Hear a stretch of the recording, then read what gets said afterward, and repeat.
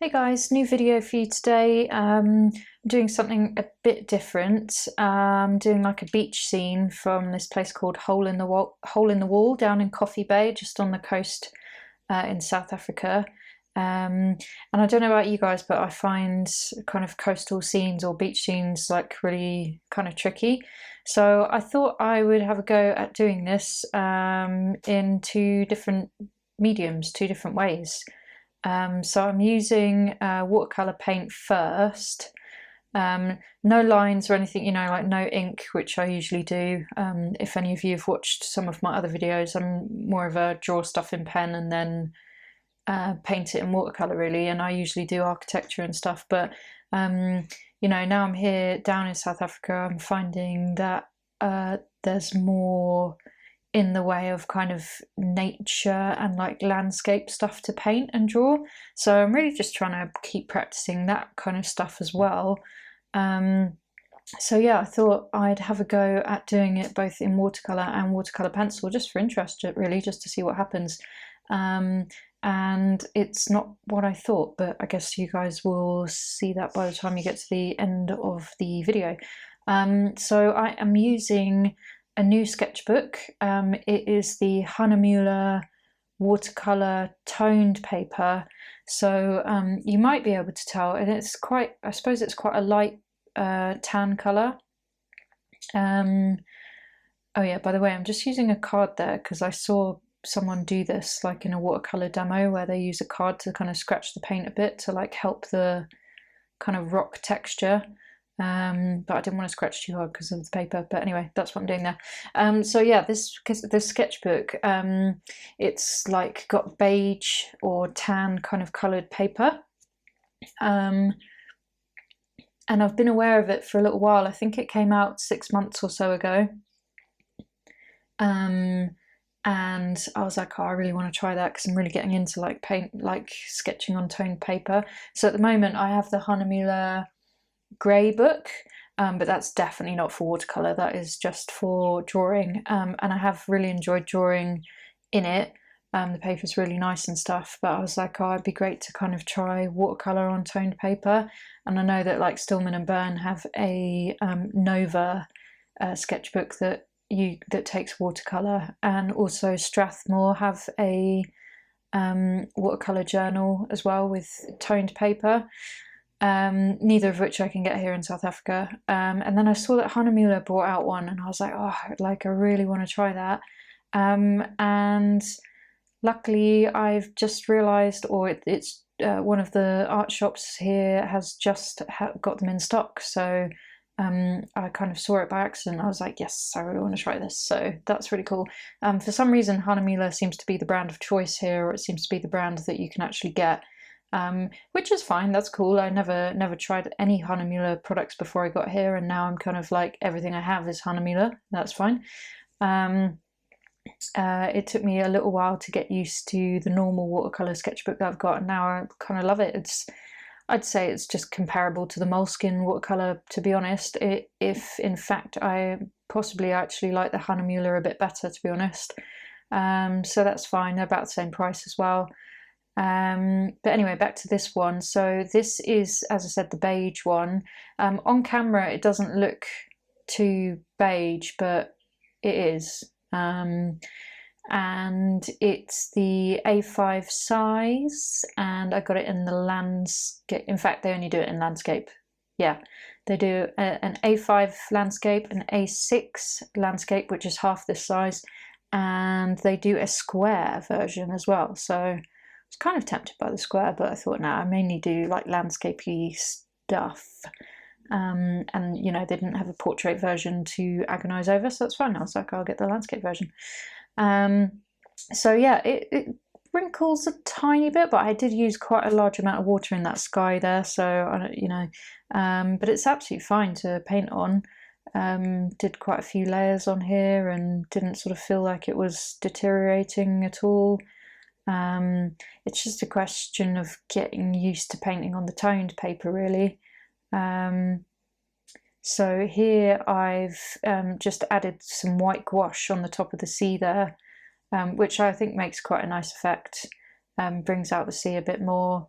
But yeah, overall I think this was all right, but I don't know, it's just a bit too basic. I don't like the green, I think, that I've used on the top there, and also the shape of it on top of the mountains. I think I was so like, what's the word? I was so so focused on trying to get the rock texture to actually look like rock, because I find that really difficult, and it's something I'm still kind of working on, that I kind of maybe abandoned thinking about too much about the rest of it, which was a shame. But I do like how the water's come out.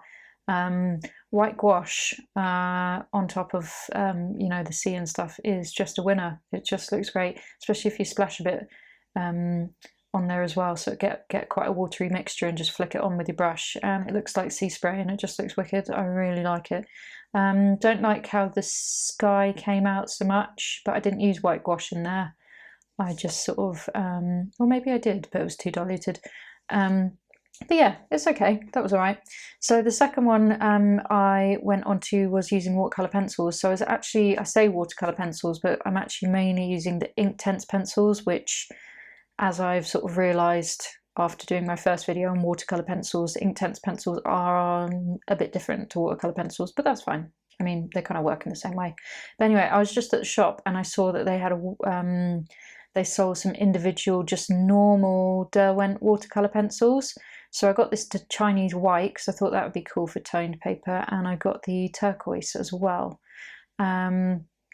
So while we're here, just a quick one, guys, just interrupting this video, do make sure you go over and check out urbansketchingworld.com. I've got loads of posts about everything to do with urban sketching, and also some things that are not quite to do with urban sketching, but like watercolour and ink and different mediums, and sketching architecture and landscapes and art supplies and reviews and all that kind of stuff. So would really appreciate it if you guys would pop over there and just sort of have a little look, really. So back to the video. Yeah, what I was saying is I'm mainly using Inktense pencils for this, which arguably are not really watercolour pencils, but they sort of act in the same way, so it's fine. They activate with water, so whatever. And as I said, yeah, I got those two normal watercolour pencils. I would have got more had I realised that they were on offer and 40% off, but I was at the till already, and I couldn't be bothered to go back and agonise over which other colours to buy, so that's fine. I just got the two. But you know, it's nice, like you kind of build up a collection over time, really, I suppose. So that's all fine. But you know, I wasn't overly like happy with the white, but maybe it's just because the tan of the sketchbook just isn't enough for the white to kind of come up. But yeah, I've put some white up there in the sky, and I'm using the new turquoise pencil as well. So these are just the Derwent watercolour pencils, just the normal ones, which I'm going to paint with here. And it yeah, just doesn't come out so strong, really. If they'd had a white in the Inktense pencils, because they did sell those separately in the shop, but they didn't have the white, they'd sold out. If they'd had that in the Inktense, I would have got that, because the Inktense pencils are like next level. They're just so bright and vibrant and stuff. So yeah, so I wasn't like blown away by the actual normal watercolour pencils I got, but to be fair, they're quite light colours, so maybe that's just that's not a fair comparison, really. If I'd got darker colours in the normal watercolour, maybe they're quite strong as well. So yeah, so I'm just kind of going through. I've only got a limited colour of the Inktense pencils, as you saw from that chart. I've only got 12.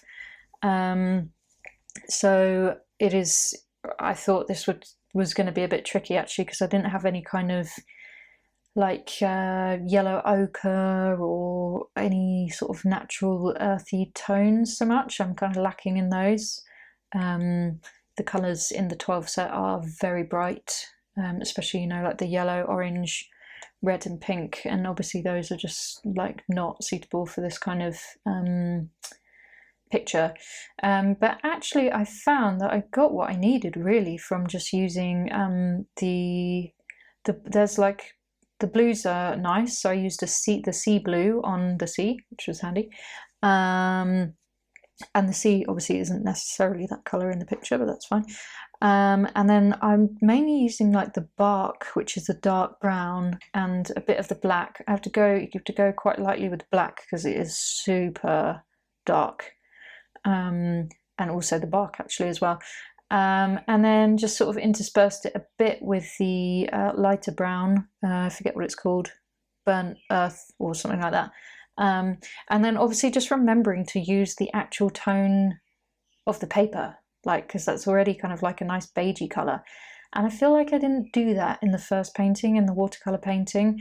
So arguably maybe this is a bit of an unfair test because now I'm warmed up and now I'm kind of thinking about things a bit more, and I feel like I'm definitely taking a more careful approach with the watercolour pencils.